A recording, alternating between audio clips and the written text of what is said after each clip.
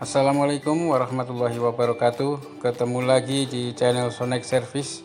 Baik teman-teman, di meja servis saya sekarang sudah ada handphone Xiaomi Redmi Note 12 4G atau dengan nomor model 23021 RAA2Y. Redmi Note 12 4G dengan kerusakan yaitu sama sekali tidak bisa dicas. Dan handphone ini sudah berkali-kali masuk ke counter saya dan kerusakannya sama, tahu-tahu tidak bisa dicas. Tapi yang terakhir ini sudah kehabisan baterai, sampai kehabisan baterai dan sama sekali tidak ada tanda-tanda atau respon sewaktu dicolok dengan cas. Dan sewaktu masuk ke meja servis saya, anehnya jika saya lepas baterai, konektor baterai, dia langsung bisa charging lagi. Kita lepas, terus kita pasang, dia langsung bisa charging lagi. Ya, ini modelnya Redmi Note 12 4G. Jadi ketika setelah saya bongkar, lalu akan saya cek di mainboardnya dan baterainya, saya lepas konektor baterai, lalu saya pasang lagi konektor baterainya. Entah kenapa langsung bisa charging ya. Ketika saya colok cas langsung normal kembali, tapi itu hanya hitungan hari atau hitungan jam biasanya.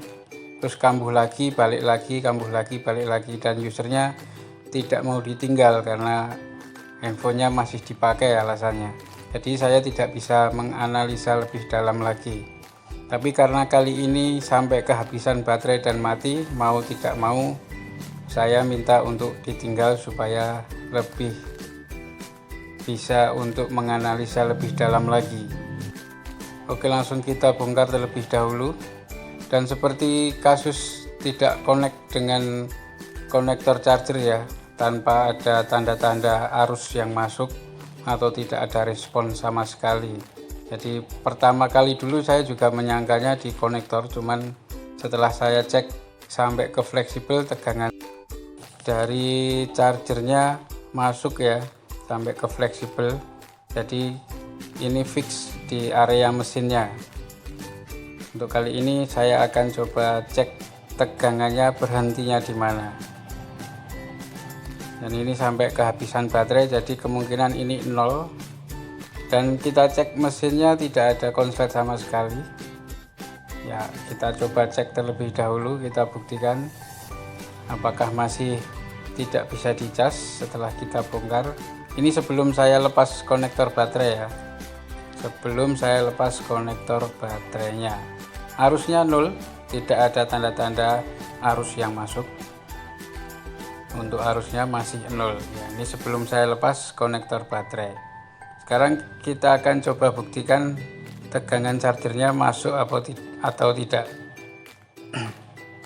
Kita lepas dulu fleksibel penghubung board atas ke board bawah, lalu kita cek tegangan chargernya di fleksibelnya. Kita lihat jarum ya, naik ya. Oh, ini power banknya mati. Kita cek lagi berapa volt ya, 5 volt. Berarti tegangannya tidak masalah dari konektor, tapi untuk arus yang masuk ke HP tidak ada sama sekali. Jadi tidak ada tanda-tanda penchargeran atau arus yang masuk. Kita lepas konektor baterai ya, ini seperti ada fuse yang putus, tapi kok setelah dilepas baterai kok langsung bisa. Jadi ini membingungkan ya. Ya, ini baterai kita lepas konektornya, dan ini 0 sama sekali baterainya karena tidak bisa untuk booting up. Jadi handphonenya seperti mati total. Kita lihat untuk arusnya langsung ada 0,27 ampere ya. Kita cek di layar apakah muncul logo baterai. Kita tunggu karena ini kehabisan sama sekali, jadi perlu waktu untuk bisa menampilkan gambar baterai di layar.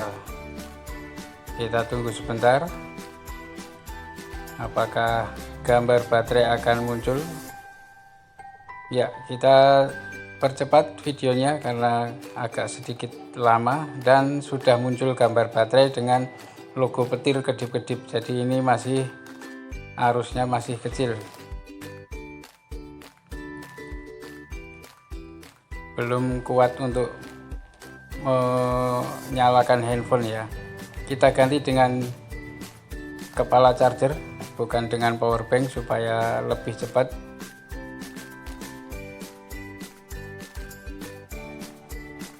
Ya, kita sudah colokkan ke kepala charger di listrik. Kita tunggu sampai prosentasenya bertambah.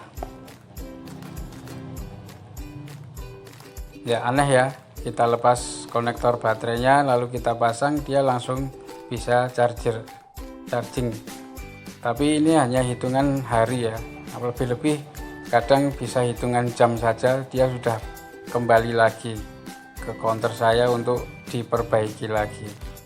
Yang jadi masalah ini bongkarnya harus melepas lem bagian belakangnya ya, apalagi usernya saya sarankan untuk backdoornya atau tutup belakangnya tidak usah dilem saja, nanti biar gampang untuk bongkarnya. Tidak mau, padahal sudah ada soft case nya, jadi nanti tinggal ditutup dengan soft case, tapi tidak mau. Ya sudahlah, kita turuti apa kata customer. Oke, untuk kali ini errornya di cas kedip-kedip malahan ya. Ya, putus nyambung, padahal konektor tidak ada masalah ya. Kita cas putus nyambung setelah kita nyalakan handphonenya. Biasanya tidak putus nyambung sih, cuman tidak bisa cas sama sekali ya, atau tidak respon. Kita lihat di logo baterainya ada logo petirnya yang muncul hilang ya, seperti itu errornya. Dan itu baru kali ini error seperti itu, putus nyambung, padahal konektor ke fleksibel aman saja. Tadi sudah kita cek tegangannya. Langsung saja kita lepas mainboardnya atau mesinnya, kita cari di bagian komponen chargingnya. Kita analisa terlebih dahulu, karena tadi sudah kita cek tegangan di fleksibel aman dan tidak putus-putus. Sekarang kok malah putus nyambung. Nah, apakah ada seperti fuse yang sudah mau rusak atau gimana? Kita akan cari tahu setelah kita bongkar mesinnya terlebih dahulu. Kita harus bongkar kalengnya dulu, penutupnya kita lepaskan kalengnya nanti supaya bisa terlihat komponen-komponen bagian chargingnya, dan kita cek tegangannya yang terputus di bagian mana. Kita cek terlebih dahulu konektor VBAT-nya apakah terjadi short sebelum kita kerjakan. Ya, ini negatifnya. Positif tidak ada pergerakan, berarti aman, tidak ada short di bagian mainboardnya.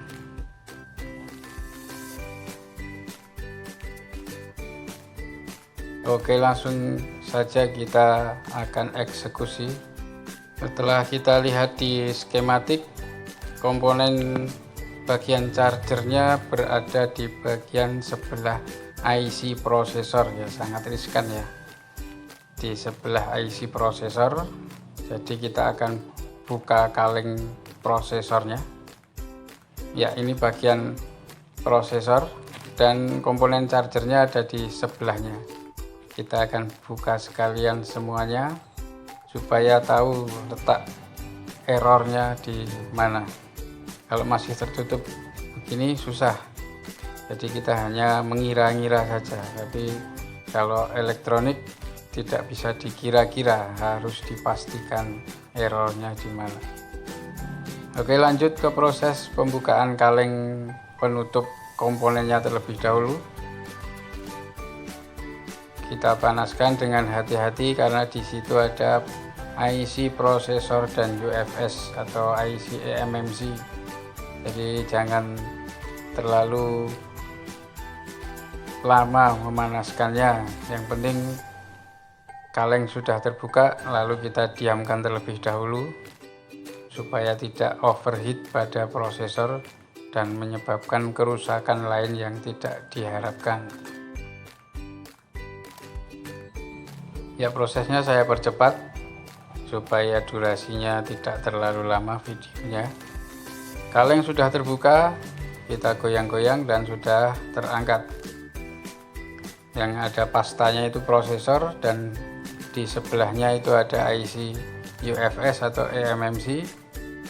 Berarti yang kecil-kecil di sebelah kirinya itu adalah komponen IC power dan bagian charging. Ya, kita diamkan terlebih dahulu supaya adem atau dingin, baru kita analisa di bagian komponen chargernya. Oke, setelah dingin tadi dan sudah kita analisa, tapi prosesnya mohon maaf tidak bisa saya videokan karena sudah terlanjur ketemu. Dan tadi di sini di bagian sebelah, nah ini yang saya tunjuk dengan anak panah ini, tadi tegangan in-nya ada tapi out-nya tidak ada, karena ini adalah in out dari charger. Dan tadi sudah saya rehot, saya panaskan, lalu akan kita coba. Dan disitulah komponen charger, sebenarnya ada 3, yang ini dan juga bagian agak atasnya juga termasuk komponen charger dan juga IC powernya. Ya, tegangan in-nya masuk, cuman out-nya tidak keluar, jadi tidak ada proses penchargeran, alias tegangannya terputus sampai ke IC itu ya. IC apa namanya saya kurang tahu, tapi yang di skematik seperti yang saya tunjukkan tadi, disitulah letak errornya. Jadi memang harus kita analisa bongkar ya. Kalau cuman ditunggu terus cuman dilepas baterainya ya memang bisa, cuman itu hanya hitungan hari, bahkan mungkin hitungan jam saja, lalu akan kambuh lagi. Jadi kita tidak tahu error sebenarnya di bagian mana.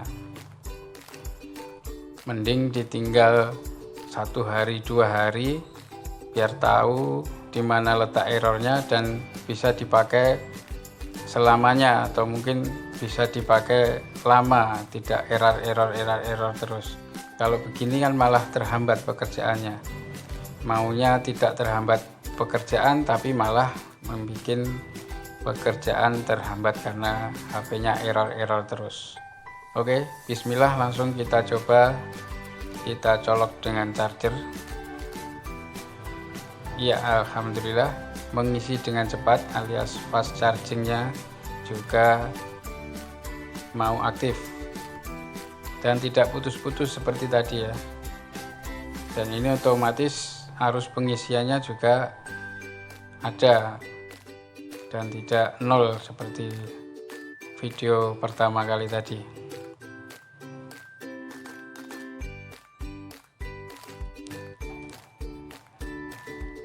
Oke, sudah bisa charging ya. Logo petir 2 berarti fast charging aktif. Dan begitulah hasil akhirnya ya teman-teman. Terima kasih sudah menonton, semoga video bermanfaat, dan wassalamualaikum warahmatullahi wabarakatuh.